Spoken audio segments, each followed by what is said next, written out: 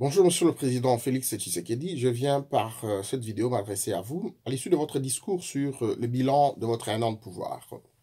Il semble que quelques avancées ont été remarquées, mais j'estime, de mon point de vue, que vous n'êtes pas encore présent dans les 3 rendez-vous que le peuple congolais vous attend, notamment la justice, la paix, mais aussi la lutte contre la corruption. Ces 3 éléments, ces 3 domaines étant conjointement liés.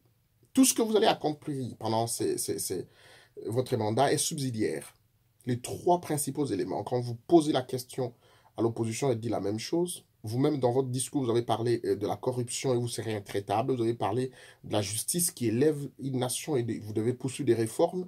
Vous avez parlé même du retour à la paix qui est votre priorité et vous avez même promis que s'il faut donner de votre vie, vous donnerez. L'opposition, comme le peuple congolais, comme vous-même, parlons sur ces 3 domaines le même langage.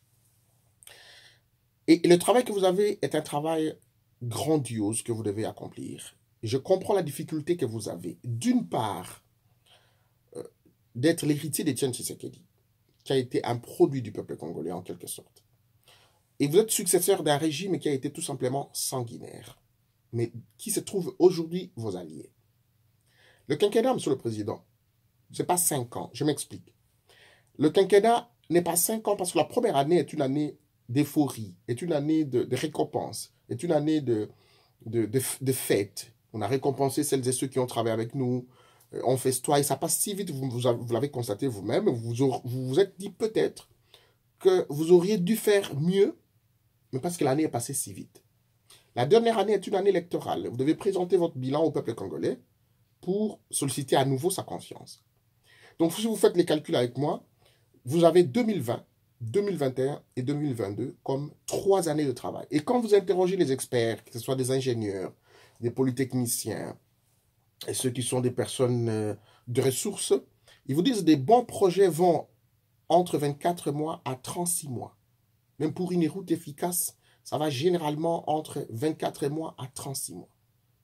Donc vous voyez que vous devez travailler à partir de 2020 sans complaisance, de façon ferme et d'arrache-pied. Et pour ça, vous devez vous revêtir, 1, d'un courage exceptionnel, 2, d'un esprit de patriotisme élevé. Vous me sortez un petit peu le Kassaïen qui est dans vous. Cet orgueilleux Kassaïen qui est un combatif. 3, vous devez être au-dessus des alliances. De votre parti politique, l'UDPS, des alliances cash et FCC, au-dessus de l'opposition politique. Vous devez être au-dessus de la mêlée pour regarder la patrie. Je viens vers vous juste pour cette question-là de la patrie. Parce qu'à l'issue de vos 5 ans de mandat, de 3 ans de travail, le peuple congolais se dira, c'est notre héros, Félix Tshisekedi, qui nous a libérés, qui nous a rendu justice et qui a lutté réellement contre la corruption. Ou le peuple dira, voilà, c'est sous le règne de l'enfant Tshisekedi que le pays a été balkanisé, que Kabila a eu la possibilité de se promener, de nous narguer à nouveau et retourner au pouvoir. Vous êtes devant la croisée de chemin. Je sais que ce n'est pas facile. Kabila ne vous laissera pas les mains libres pour que vous travailliez. Il ne vous laissera pas les mains libres. Pas par amour. Il ne vient pas en alliance avec vous, il n'est pas en coalition avec vous parce que il porte la famille Tshisekedi dans son cœur. Pas du tout. Pas parce qu'il vous aime, vous, Félix, vous-même. Pas du tout. Pas parce qu'il a envie de travailler, il veut changer les choses. Non, pas du tout. Kabila a eu 18 années d'un pouvoir, je dirais, sans partage. Il a eu des institutions stables qui n'étaient pas conflictogènes. En face de lui, avait une opposition, il avait en face de lui une opposition faible, qui était pratiquement sa pépinière. Il allait tout le temps piocher, que ce soit l'UDPS, que ce soit au MLC, les différents petits partis politiques. Il a tout pioché. Il a fini par aliéner l'ensemble de la classe politique, aussi bien de l'opposition que de sa propre majorité, même la classe qu'il a trouvée, parce que la classe de Mobutu est pratiquement avec lui. Joseph Kabila a eu en 2006 un opposant qui n'a pas participé aux élections, Etienne Tshisekedi. 2006, après Jean-Pierre Bemba est parti à La Haye. en face de lui, il n'y avait pas un répondant. 2011, le patriarche Tshisekedi est venu, mais la faiblesse a commencé. Il a détruit l'UDPS. Est-ce qu'il faut que je vous rappelle par certaines images? C'est les manifestations à Kinshasa. Il t'a poursuivi toi-même, Félix Tshisekedi, au Kasaï, parce qu'il a tué le roi Kamona Nsapu. Il faut détruire Tshisekedi à partir de son, de son fief électoral. Nous sommes au siège des partis politiques, de l'UDPS, votre parti politique. Et cette population demande tout simplement la réparation. Cette population demande justice. Joseph Kabila n'est pas en alliance parce qu'en réalité, il voudrait changer sa façon de travailler. Il est en alliance parce qu'il veut se cacher. Et il veut s'accrocher au pouvoir. Parce que sa seule survie physique et politique est fonction d'être aux affaires. Les dossiers, ceux qui l'ont créé, le trouvent finalement gênant, au point que le Conseil de sécurité des Nations Unies, les différents émissaires secrets qu'il envoie ici pour tenter de décourager ceci, les institutions européennes, etc., etc., ben, nous passons devant toutes ces institutions avec ces documents. Nous leur disons que les criminels circulent et que le communiqué du 19 décembre dernier parle de la poursuite de certains officiers congolais. Et cette poursuite, ajoutée avec les aveux de Bosco Ntaganda, vont directement et pointent directement la responsabilité personnelle de l'ancien président Joseph Kabila, aussi bien dans les crimes qui sont commis en RDC, mais également dans les crimes économiques, dans le bradage des ressources de notre pays. Les documentaires pullulent sur la toile, ce n'est pas à moi de vous le rappeler. Je me suis toujours posé une seule question. Félix Tshisekedi, vous êtes entré au pouvoir, blanc comme cette feuille. Vous êtes entré au pouvoir comme ça, blanc. Vous allez décider si à l'issue, à la sortie de votre pouvoir, cette feuille qui représente votre virginité politique sera toujours propre ou elle finira par être tachée. C'est à vous de voir. Vous êtes devant le carrefour de faire fi de la population congolaise et de faire chemin avec Kabila parce qu'ils vous font le chantage, ou vous prendrez votre courage pour dire que moi j'ai un peuple à sauver. Et c'est que les gens ignorent, et c'est le petit message que j'envoie à CFCC, tu sais qu'il détient l'arme la plus dangereuse, le peuple congolais. Quand le peuple congolais sera derrière lui, quand il va lutter contre la corruption et réorganiser la justice, il n'y aura plus de la mouka, il n'y aura plus de ceci, non, il y aura le peuple qui sera derrière lui. Que ce soit les militaires, que ce soit les civils. Et Monsieur le Président, j'aimerais terminer ma vidéo. Peut-être que je pourrais décevoir beaucoup de gens en vous posant cette question. Qu'est-ce que vous avez peur? De quoi est-ce que vous avez peur? Les deals, Monsieur le Président. Il en a existé même au temps biblique. Les deals. Je vais rentrer dans la dimension spirituelle de votre pouvoir. De deal qui a caractérisé la signature, FCC cache. Parce qu'on ne se le cache pas. Les deals existent toujours. Ça existe toujours. J'aimerais vous parler de 2 cas. Et peut-être d'un troisième. Le troisième d'abord, vous n'êtes pas cet enfant qui est venu de la diaspora, parce que vous avez rencontré cette semaine Mfumu Kimbangu. Mais Mfumu Kimbangu a dit, quand mes enfants rentreront de l'exil, ils vont libérer ce pays. Vous n'êtes pas ce président-là. Je ne dis pas que cette prophétie s'accomplit sur vous, mais vous pouvez essayer de vous l'approprier. Est-ce que, parce que vous venez de la diaspora comme nous, vous n'êtes pas celui-là qui doit libérer ce pays? Parce que même la Pareco commence à espérer en vous. Vous êtes au milieu, au centre de tous les débats. Ça, c'est le premier élément. Un deuxième élément, il y a un deal. Parce que les voix des hommes ne sont pas toujours les voix de Dieu. Et les voix de Dieu ne sont toujours pas les voix des hommes. Là où nous voyons que c'est la loi de Dieu qui a été bafouée, Ça peut être les chemins de Dieu. Abraham, avec sa femme Sarah, passe par l'Égypte. Pharaon, qui était à l'époque, était un prédateur sexuel. Et Abraham, spirituellement, a compris qu'on le tuera pour lui arracher sa femme. Il tourne, lui qui est homme de Dieu, ami de Dieu, la Bible dit en hébreu que Abraham est l'ami de Dieu. Abraham dira à sa femme, si Pharaon te demande, si j'étais ton mari, il faut dire que je suis ton frère. La suite, nous avons connu, Pharaon a été torturé la nuit, il n'a pas pu coucher sur Sarah, parce que Dieu lui a dit, n'ose pas poser la main sur la femme de mon serviteur. Et le lendemain matin, Pharaon a engueulé, il faut le dire comme ça, sur Abraham pour lui dire, mais comment tu m'as menti parce que je n'ai pas passé une bonne nuit. Il lui a donné beaucoup de cadeaux, beaucoup de présents et le chemin. Le deal. Au regard de l'œil humain, Abraham a menti. Mais Dieu, dans la matrice de Sarah, Dieu avait un projet à réaliser. Le Seigneur Jésus-Christ, qui devait libérer l'humanité, sortirait par Sarah.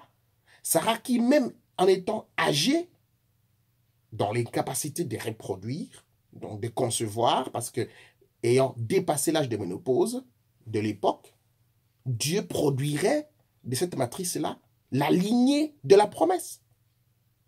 Donc, du regard humain, le deal, le mensonge, le deal qu'il y a eu entre Abraham et sa femme, notre regard à nous en tant qu'humains, c'est un mauvais deal, c'est un mensonge. Mais Dieu a mis quoi?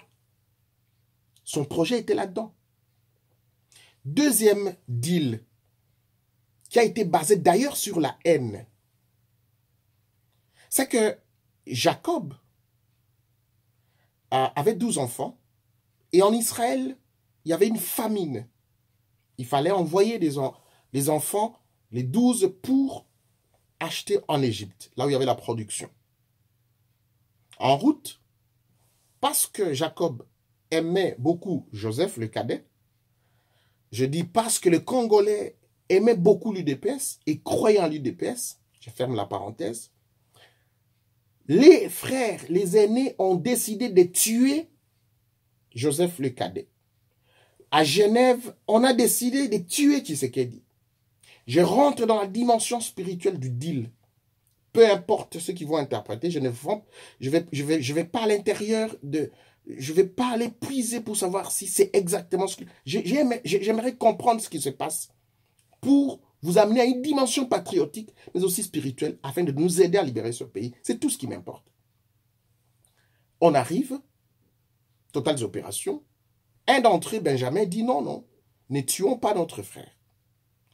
Nous allons le vendre, nous allons prendre son manteau, asperger des sang de mouton, nous allons présenter à notre père et nous dirons qu'un animal féroce l'a dévoré. C'est ce qui fut fait. Ils l'ont vendu aux marchands madianites qui allaient en Égypte. Et plus tard, ils sont rentrés parce qu'ils ont acheté des vivres. Ils ont présenté le manteau à leur père. Et le père a fait un deuil qui n'en revenait pas.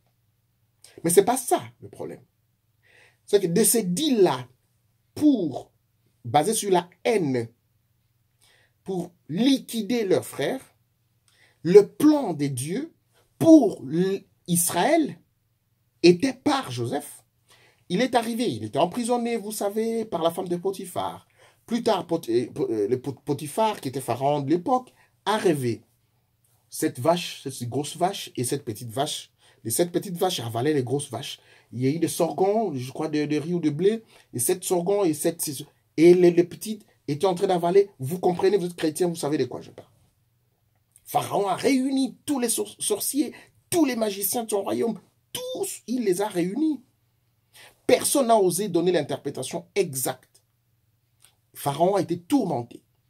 Et sa femme qui lui dira, non, non, il y a un prisonnier israélite qui m'a toujours révélé des choses. On peut lui sortir. Et on le tire de la prison. On le présente devant Pharaon. Joseph demande qu'on convoque la cour, tous les sorciers, les ministres, les ceci, etc. Il est venu, il a dit non, non.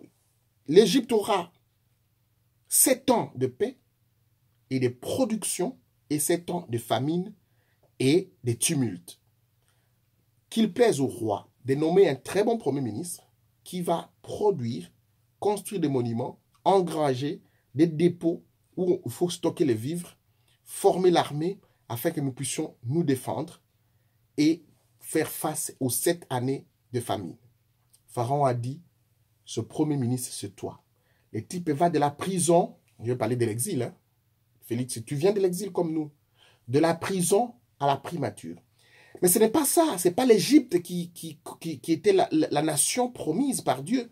Dieu a permis pendant le règne de Joseph comme premier ministre en Égypte de construire Israël.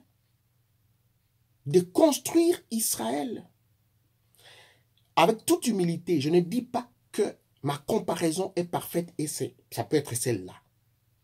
Mais j'ai tout simplement voulu interroger la dimension spirituelle d'un deal qu'au regard de l'être humain, de l'œil humain, ça peut paraître mauvais, mais Dieu peut utiliser, comme nous disons à Lingala, cuire ou cuisiner ou griller le poulet avec son huile. Dieu peut permettre que par ce deal et par toi, Félix Tshisekedi, notre aîné, notre frère, que l'on puisse libérer ce pays. Et en utilisant la ruse des gens qui sont rusés. Les trompeurs trompés. Nous pouvons y arriver. Et que donc, tout est entre tes mains. Aujourd'hui, l'armée rwandaise est déployée de Fizi jusqu'à Bunia. 2 objectifs. Contrer toute éventuelle attaque qui viendrait de l'Ouganda, mais chasser les populations autochtones, continuer à commettre les crimes sur ces populations. Les moments venus, on dira Tshisekedi est incapable de trouver la paix parce que ces officiers rwandais sont en connivence avec les officiers du RCD Goma, du CNDP et du M23. Et le 3e objectif, c'est continuer les massacres de cette population pour finalement importer les populations rwandaises pour que, au finish, aujourd'hui, je me suis amusé à regarder, je pourrais mettre ce lien. Paul Kagame est en train de redéfinir la nouvelle carte du Rwanda et envoie à l'Institut international géographique pour dire nos peuples qui sont de l'autre côté des frontières veulent être avec nous et ils vont s'autodéterminer. Et comme il y a l'heure militaire là-bas, et il y a des gens, les Roubaix-Rois, les ceux-ci qui parlent à Kinshasa, et il y a un petit royaume à Kingakati où les gens vont s'agenouiller là-bas, qui sont Kigali compatibles, à la fin, on va nous opposer à toi pour dire, c'est un incapable, c'est votre frère qui a vendu ce pays. C'est cela. Et je reviens sur le plan tribal.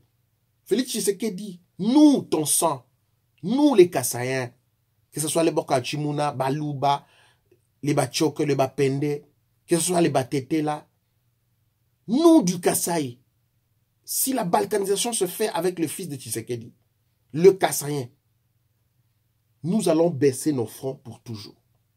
Nous aurons une honte éternelle. Et Tshisekedi, là où il est, il aura une honte éternelle. Mais là, tu as le pouvoir. Le pouvoir. Et on s'en fout du deal, de la manière où on vous a. Moi, pour être intronisé chef coutumier, j'ai eu des rites que je ne dirai jamais ici. Si on vous a fait des rites, on s'en fout. Si on vous a filmé nu ou quoi, on s'en fout. Nous, on va arracher notre frère des mains de ces étrangers-là. Parce que j'estime que ce deal peut avoir une dimension spirituelle. Peut avoir une dimension spirituelle. Mais c'est à la personne au centre de ce deal de saisir cette dimension. Vous vous réveillez, vous saisissez cette dimension spirituelle et vous agissez dans la direction du peuple congolais. Nous allons t'élever héros de notre pays. Nous allons t'élever. Nous allons faire la réforme de la Constitution. Nous allons proposer 7 ans, renouvelables une seule fois. Et avec la capacité que vous puissiez vous-même vous représenter en fonction de cette nouvelle Constitution. Allez-vous partager le bilan macabre de Joseph Kabila, les bilans qui ne vous concernent pas? Ce bilan, je crois vous avoir montré ça. Ce bilan, ça c'est quand il fallait détruire Tshisekedi depuis son village. Et ça c'est l'UDPS, ici. le roi Kamwenan Sapou, un sacrilège, nous sommes le peuple bantou. Ça, c'est les grillés de l'UDPS. Ça, c'est votre frère Martin Fayoulou, qui est le plus grand tshisekèdiste, le seul à Genève, le seul qui était tshisekèdiste. Celui-là. Quand bien même il n'a pas voté pour vous, c'est Moïse Katumbi qui a voté pour vous. Je reviendrai sur cette question prochainement. Donc, le crime, ce sont ces crimes qui ont ramené Kabila à cette deal-là. Il a fui la clameur publique du peuple qui voulait s'érigir de lui. Et nous, nous organisons. Ces documents sont au niveau de la communauté internationale. Aujourd'hui, vous êtes devant la croisée des chemins pour soit être l'héritier digne de Etienne Tshisekedi et organiser la rupture pour les 3 années de travail qui vous reste. Gardons la formule, le quinquennat n'est pas de 5 ans, mais de 3 ans. Le quinquennat est de 3 ans. La première année étant une année de récompense, la dernière année étant une année électorale, nous avons 3 ans de travail. Qu'est-ce qu'il faut faire? C'est à vous de répondre. Merci infiniment, Monsieur le Président. Meilleurs vœux à vous.